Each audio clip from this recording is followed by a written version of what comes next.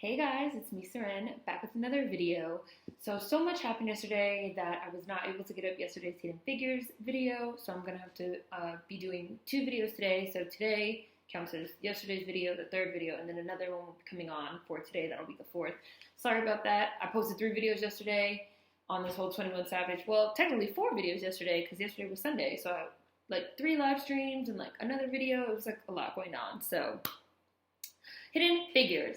Margaret Garner, called Peggy, was an enslaved Black American woman in pre-Civil War America who was notorious for killing her own daughter rather than allowing the child to be returned to slavery.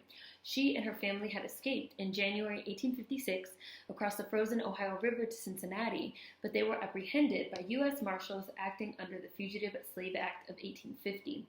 Margaret Garner's defense attorney, John Joliffe, moved to have her tried for murder in Ohio to be able to get a trial in a free state and to challenge the fugitive slave law as well, but it didn't work out, which I'm going to get to a little bit later in this video.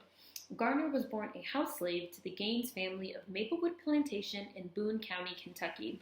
Garner often traveled with her masters and even accompanied them on shopping trips to free territories in Cincinnati, Ohio.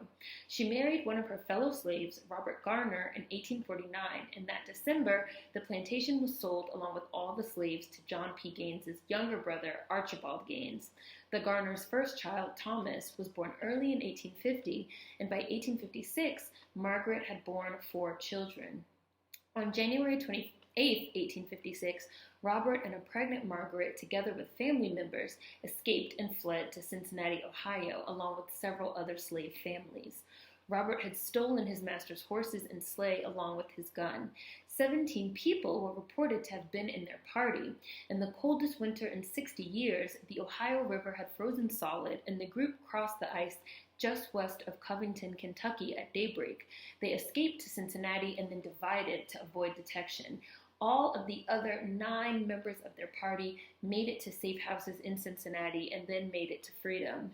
The Garners made it safely to the home of Joseph Kite, an abolitionist, but while Kite prepared them for their next stop, the Garners' master, A.K. Gaines, and federal marshals stormed Kite's home with warrants for the Garners. Determined not to return to slavery, Margaret decided to take the lives of herself and her children. When the marshals found Margaret in a back room, she had slit her 2-year-old daughter's throat with a butcher knife, killing her. The other children lay on the floor wounded, but still alive.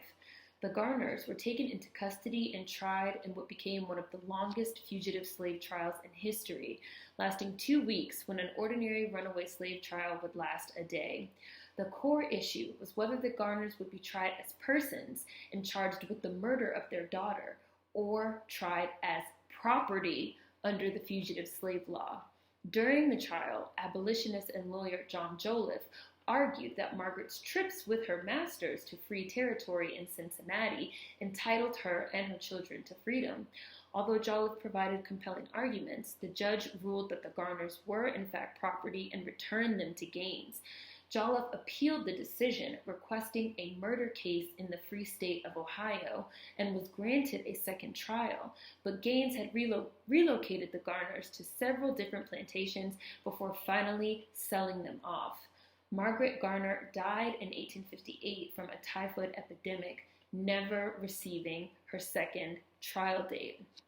Her story was the inspiration for the novel Beloved by Nobel Prize winner Toni Morrison, which was adapted into the film of the same name starring Oprah Winfrey, and I had absolutely no idea that Beloved was based on a real person. Garner's life story was also the basis of Frances Harper's 1859 poem, Slave Mother, A Tale of Ohio.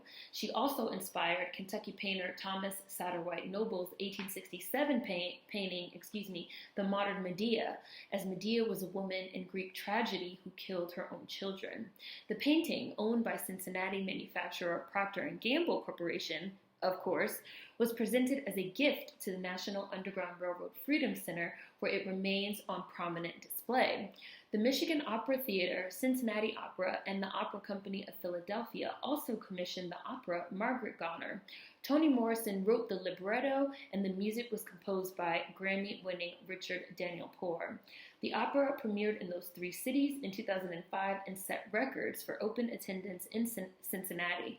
In Detroit, it played to unusually large audiences for an opera with a high number of Black Americans, which I found to be really interesting because people always talk about how Black Americans don't appreciate the arts and stuff like that, but it's like, that shit does not cater to us. Everything is sort of filtered through this white Eurocentric gaze, and then when we get something that we can relate to, we show up, right?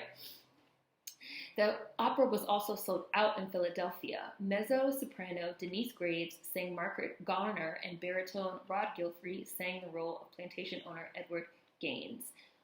Really amazing to learn that Beloved, which was the point of reference for me, even though obviously it inspired a lot of artistic works, was based on a true story of this woman that really was like, I will kill this child before I will allow her to be returned to slavery. Really deep, really heavy stuff. So there will be another video coming shortly. Margaret Garner, a hidden figure. Food for thought as always. See you guys next time. Peace.